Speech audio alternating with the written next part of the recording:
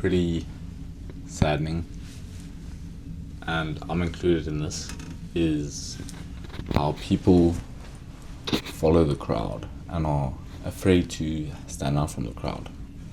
A prime example of this would be especially in politics. For example, I go to a very liberal school and I am Republican. So I always second guess myself, especially when it comes to expressing yourself. And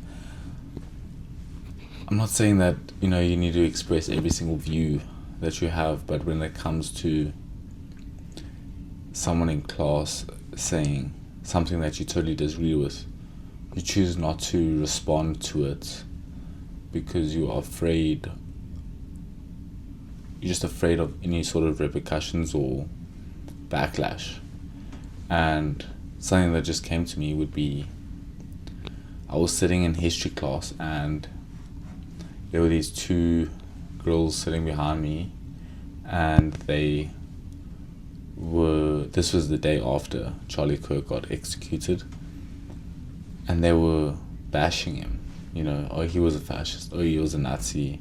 I mean, we've all heard the nonsense, and then they never said, oh, he deserved to get shots or anything like that, but they were just bashing him, and they were like, oh, well, he got killed, but he was a Nazi, and they sort of just blew it off. And to me, that was a prime example. I didn't choose to be like, respond or say anything back to them just because I was like, oh, it's not worth it. But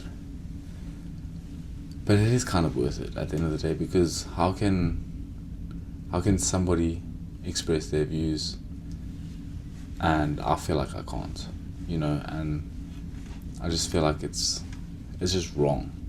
The world we live in, where the left can say what they want, but the right get persecuted for saying what they want. And I'm not even trying to say that, we should be able to just like be outrageous with what we say. I mean, we should be allowed to, but we shouldn't go out of a way to hurt people. But we should also be not afraid to offend people, because if the left can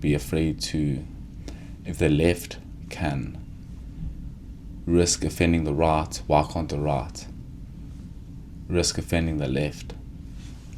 And it's just a paradox of tolerance, isn't it? Because if you think about it, the left always like, oh, accept us, praise us, just accept us for who we are. But as soon as the right expresses any sort of disagreement towards what they say, they're Nazis, they're fascists. They just start calling us radical left-wing ideologies. And it's pathetic. It's like, bro, you're not tolerant, you are literally the paradox of tolerance. And I just like, we shouldn't be afraid to express our views, and we should